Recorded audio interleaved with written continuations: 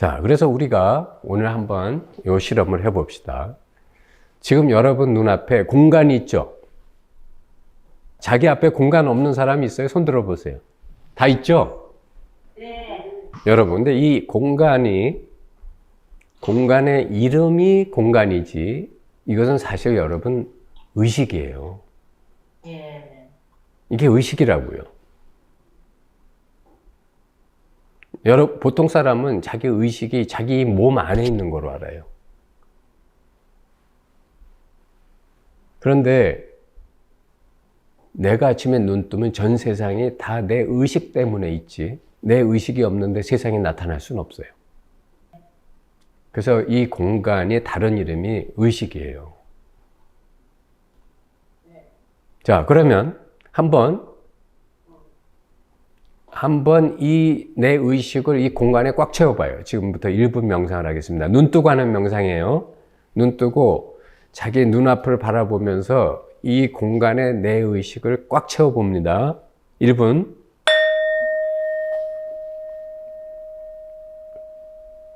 자, 방 안에 또는 내 눈이 의식되는 모든 공간을 내 의식으로 꽉 찼다라고 한번 느껴보세요.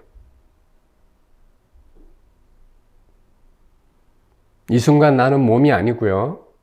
몸에서 느껴지는 느낌조차도 하나의 느낌일 뿐입니다. 나는 의식입니다.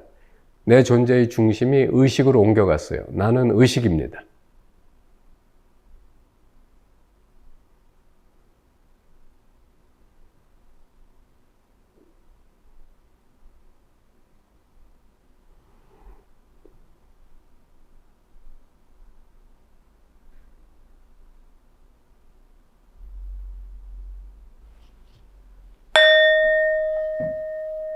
자, 느껴지십니까, 뭐가?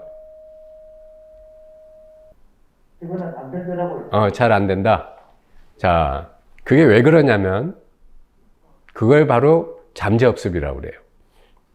자기 몸이 나라고 하는 잠재업습이 강하기 때문에 의식이 몸에서 자유롭지 못한 거예요. 그래서 여러분이 이 명상을 많이 하셔야 돼요. 내 눈앞에 보이는 모든 공간이 내 의식이다. 왜냐하면 내 의식 없이는 저 공간은 보일 수가 없고 나타날 수도 없어요. 인식될 수가 없다고. 아시겠죠? 네. 그걸 많이 하시면 어떻게 되냐면 이 몸에서 벗어날 수 있게 돼요. 몸에서 해탈한다고요. 그래서 몸 안에 의식이 들어있는 게 아니고 의식 안에 몸이 들어있게 해야 돼요.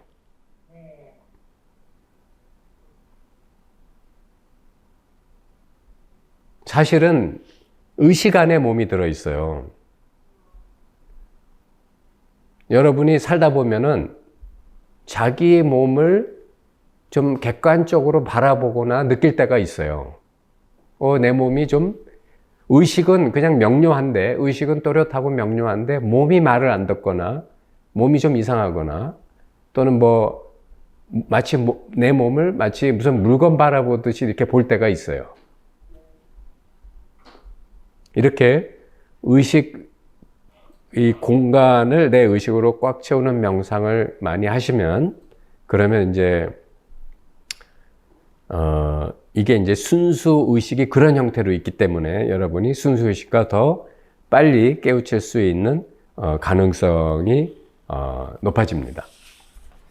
그 다음에 이제 4차원 명상에 대해서 잠깐 얘기를 하면, 이제 우리가 2차원이라고 하는 건 이런 종이를 말하죠.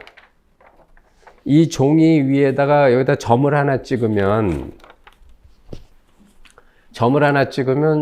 이 2차원 내에서는 그 점이 고정되죠. 위치가 정해지죠.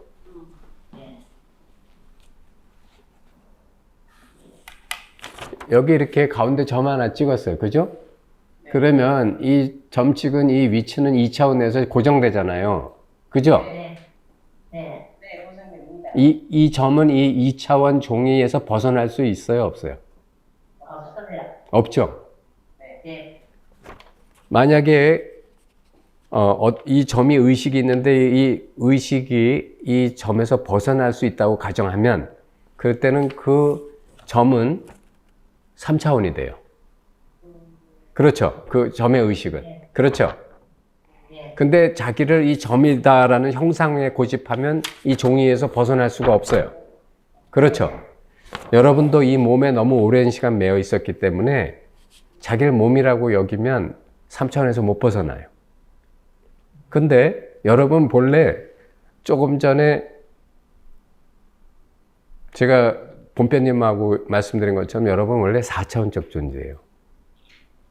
4차원적 존재라는 건 시공이 없어요. 시공을 자기 안에 갖고 있다고요. 3차원은 2차원을 자기 안에 갖고 있어요. 이 3차원 공간 안에 이런 2차원은 엄청나게 많이 쌓아도 다 못 채워. 그죠? 마찬가지로 4차원에는 3차원을 아무리 많이 집어넣어도 다 채울 수 있어. 이게 무슨 말이냐면 여러분이 이미 체험하고 있어요. 여러분이 핸드폰에 수많은 동영상이 들어가 있어요. 모든 동영상은 다 3차원이야. 그런데 핸드폰이라고 하는 기계 안에 그 3차원들이 다 저장돼 있어. 그래서 그 핸드폰은 4차원적인 거예요. 마찬가지로 여러분이 과거를 지금 회상하는 것도 과거 회상하면 3차원이에요. 그죠? 또 미래를 한번 상상하는 것도 3차원이야. 어저께를 상상하는 것도 3차원이고 1년 전을 상상하는 것도 3차원이야. 이 모든 게 다 여기 들어있어. 여기. 그래서 여러분이 이미 4차원이에요.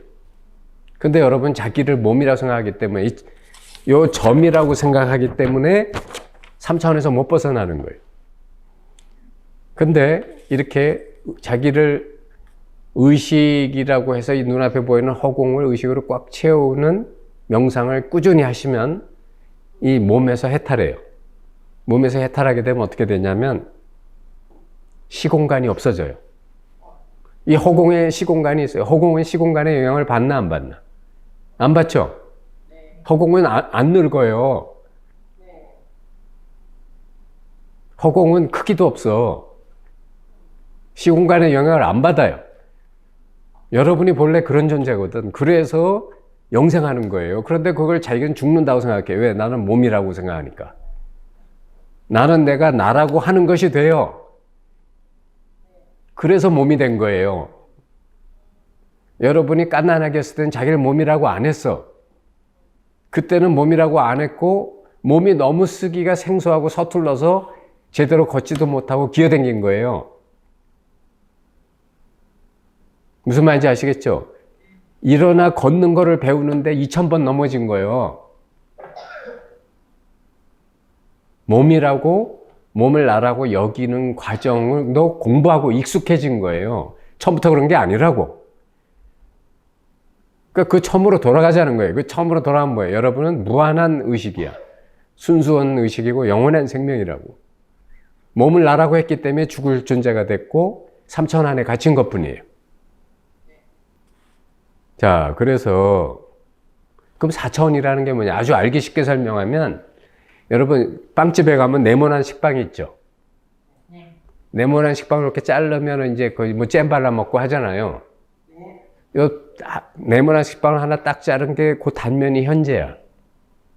이거를 길게 하면은 이쪽 거는 과거고 오른쪽 거는 미래야. 그런데 이거를 한 2m 정도 되는 긴 식빵을 만들었다고 합시다. 그래도 여러분은 동시에 과거, 현재, 미래를 다 보고 있어. 이 식빵의 왼쪽 끝, 오른쪽 끝, 중간 다 보고 있어. 그죠? 네. 이게 4차원적인 거예요. 그래서 여러분이 요 다음에 영원히 몸을 벗어나서 죽으시면 자기 인생의 과거, 현재, 미래가 다 눈앞에 나와. 한눈에 다 보여. 4차원적 존재로 가신 분한테는. 깨닫지 못하면 4차원으로 가지 못합니다. 그런 사람은 이제 3차원의 음의 세계에 머물기 때문에 그런 사람은 그걸 봐도 얼핏이나 볼까 제대로 못 보지만 여러분이 진짜 깨달으면 시공을 딱 초월했기 때문에 자기의 과거, 현재, 미래가 식빵 보듯이 다 보여요. 자, 그래서 깨달음이라는 게 어려운 게 아니에요. 의식 스스로를 계속 정견하고 확인하는 게 깨달음이에요. 의식이 살아있는 의식 스스로를 계속 정견하고 내가 이것이다 하고 확인하는 게 깨달음이라고. 얼마나 쉬워요. 이 의식을 보고 이게 나다. 이거를 계속 보고 있고 이것을 확인하고 있고 이게 나임을 스스로 받아들인 게 깨달음이라고. 왜? 이 순수의식은 영원한 진리고 길이요 생명이니까. 아브라함 이전부터 있었던 거니까. 그러니까 불교의 진리나 기독교의 진리나 다른 게 하나도 없어요. 다 똑같은데 말만 다른 거예요. 자, 그래서 깨달음에 제가 여러분에게 오늘 당부하고 싶은 거는 생각으로 한 깨달음을 정리해서 알면서 깨달았다고 착각하지 말아라. 바로 이 자리 그 자체가 돼야 된다. 여러분이 그냥 살아있는 의식이 돼야 돼. 그래서 초견성이라고 하는 거는 이제 깨달음에도 단계가 있어요. 초견성, 견성, 보살지, 그리고 성불 이렇게 네 가지가 있어요. 기독교식으로 말하면은 이제 이렇게 깨어난 자, 그 다음에 구원받은 자, 그 다음에 대천사급이 된 자, 그 다음에 완전한 하나님과 합일한 자, 이렇게 말할 수가 있는데, 이게 이제 뭐냐면, 초견성은 뭐냐면 이제 이 자리를 얼핏 본 거야. 이 자리를 본 거라고. 그런데 한 10% 밖에 못 봤어. 그러니까 사는데 90%는 또 다시 그냥 옛날로 돌아가 있어. 그건 이제 겨우 봤는데 이 사람은 열심히 공부 안 하면 다시 옛날로 또 빠져버려요. 그러니까 퇴전을 한다고. 초견성은 아직 제대로 견성한 것도 아니에요. 근데 그런 사람들이 견성했다고 좀 이게 뭐라고 할까 오해하는 분들이 많아요. 그 다음 두 번째, 진짜 견성은 뭐냐? 아직 100%는 아니야. 근데 51% 이상 됐기 때문에 언제 어디 가서 빠지든 다시 오뚜기처럼 돌아와. 이 사람은 더 이상 퇴전을 안 해. 항상 이 자리로 돌아와. 좀 실수는 있지만.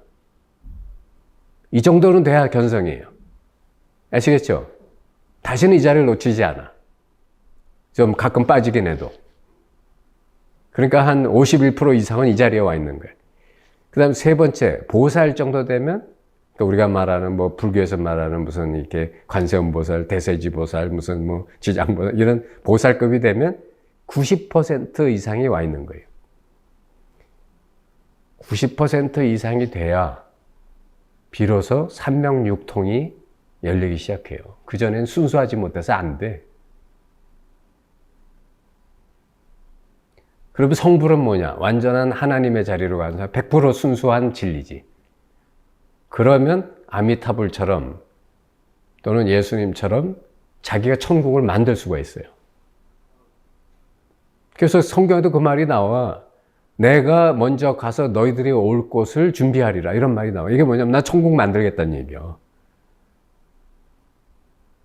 불교도 아미타불이 서방극락정토를 서원을 세우고 그런 세계를 만들어서 누구든 여기 오면 나와 같이 더불어 공부하고 여기에서 다시는 고통 없이 깨달음의 세계로 나아갈 수 있게 하겠다. 그래서 여러분들이 공부해야 될 길이 견성하는 게 1단계지만 초견성 하시는 분은 견성하기 위해서 애써야 되고 견성하신 분은 보살되기 위해서 애쓰셔야 되고 보살 되신 분은 성불하기 위해서 애쓰셔야 돼. 자, 그러면 오늘 이제 결론적으로 모든 일이 일어나는 곳이 어디인가? 여러분 어디예요? 여러분 눈앞에서 일어나고 있잖아. 그죠? 근데 눈앞이라고 하는 말도 이거 생각이에요. 진짜는 뭐냐면 여러분이 의식이 일으키고 있는 거야. 모든 일이 일어나는 곳. 모든 일이 일어나는 곳은 이 자리가 모든 것을 지가 해석하고 분별해서 일어나고 있어요. 모든 일이 일어나는 곳이 어디라고? 내 마음인 거예요. 의식 장난. 의식 놀이라고요. 그래서 깨달았다. 우리의 삶이라는 게 뭐냐면 우리의 삶이라고 하는 거는 결국 뭐냐면은 이 순수의식, 우주의식이 창조 체험놀이 하는 거예요. 자기가 어디까지 만들어 볼 수 있나? 내가 무슨 짓을 해볼 수 있나?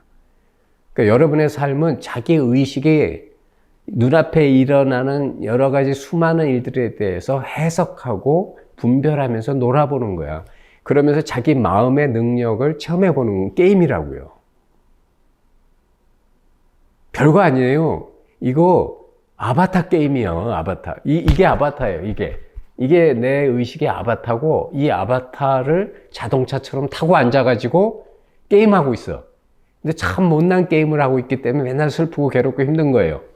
자기 의식을 그렇게 곧골밖에 못 쓰니까.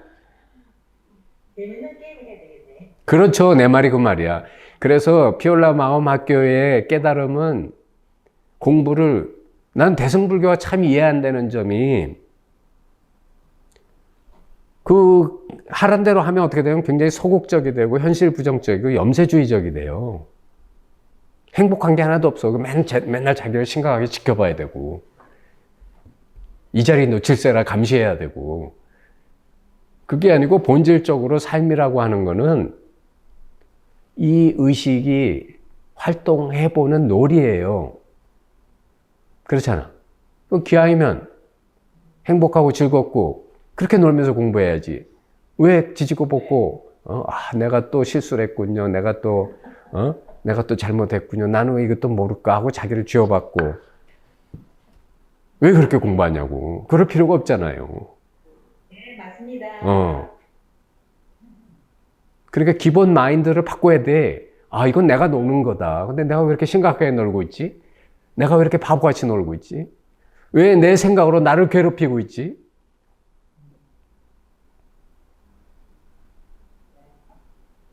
슬픈 일이나 고통스럽고 힘든 일이 오면, 야, 요깟 일에 내가 힘들고 고통스럽고 비명질을 내가 하냐. 그래, 한번 와봐. 너를 통해서 나는 더 성장하고 더 세질 거야. 이렇게 돼야지. 아이고, 큰일 났네요. 어쩌면 좋아. 맘공부 다 소용없네. 소용없다는 건 누가 만든 거예요? 지가 만들고 있는 거 아니에요? 그래서 중생은 보면 말이죠. 중생은 꼭 인과법 아니면 연기법에 빠졌어요. 네가 그러니까 나도 이런다. 왜? 요 소리 꼭 해. 부부지간에도 마누라가 좀 실없는 소리 하면 남편이 어쭈 하고 그걸 또 보복을 하려고 들어요. 그래서 그게 인과법 아니야? 네가 이러니까 나도 이런다. 그러니까 중생인 거예요. 마누라든 남편이든 실수해도 상대가 그 인과에 빠지지 말고 그냥 내 의식의 창조놀이를 하면은 상대가 감화가 되게 돼 있어요. 안 그래요? 자기가 자기 잘못한 걸 눈치를 채. 근데 그걸 꼭 보복을 해야 돼. 그렇게 왜 인과법 속에서 사냐고. 그러니까 중생이지. 그러니까 놀지를 못하는 거야. 놀지 못하고 어때요? 자기 인생과 싸워요. 그러니까 힘들게 살죠. 또 중생이 또 못 빠져나오는 게 뭐냐면 연기법이야. 이게 이러니까 그건 그래야지. 여러분 자기도 모르게 재빨리 생각이 어떻게 되냐면 흑백 논리를 생각을 해. 요게 이러니까 그럼 저건 저런 거네. 그런 법칙이 자기를 지배하게 허락을 한다고요. 그래서 해탈을 못하는 거예요. 모든 법에서 자유스럽지 못해. 아공법공이 못 되는 이유는 자기가 모든 법을 만드는 자인데 법에 지배를 당하고 있는 거예요. 그래서 예수님 뭐라고 말씀하셨냐면 진리가 너희를 자유롭게 하리라 라고 얘기하셨어요. 진리가 너희를 천국에 데려다 주리라 라고 얘기 안 하셨어. 진리가 너희를 자유롭게 하리라. 여러분, 제가 여러분을 삶에서 자유스럽고 생사에서 자유스러운 길로 안내하고 있는 거예요. 네, 감사합니다. 그래서 이제 결론적으로 여러분은 지금 의식이 마음을 만들고 그리고 그게 여태까지 살아온 삶이 굳어있고 차가워져서 얼어있어요. 얼음과 같아. 그렇지만 얼음의 본질은 물이에요. 안 그래요? H2O라고. 그죠? 네. 그러니까 여러분이 따뜻하게만 하면 녹아. 근데 왜 이렇게 계속 차갑게 살아요? 왜 이렇게 냉정하게 사냐고. 그래서 예수님이 사랑하라 그런 거야. 서로 사랑해라. 야, 좀 사랑해. 사랑이 목적이 아니고 사랑하면 너는 진리를 알게 된다 이 말이요. 그게 뭔데? 얼음이 녹는 거예요. 그래서 뭐가 돼? 물이 되고 H2O가 돼. 물이 H2O가 된다는 건 뭐야? 수증기에서 기화된다는 거예요. 그건 뭐가 돼? 그게 진리라는 거예요.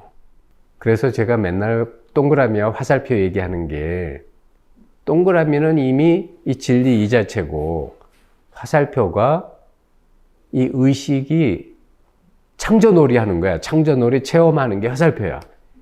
그 화살표를 똑바로 써야 되겠죠? 똑바로 쏴야지. 엄한 데다 쏘면 어떻게 되죠? 자기만 괴로워져요.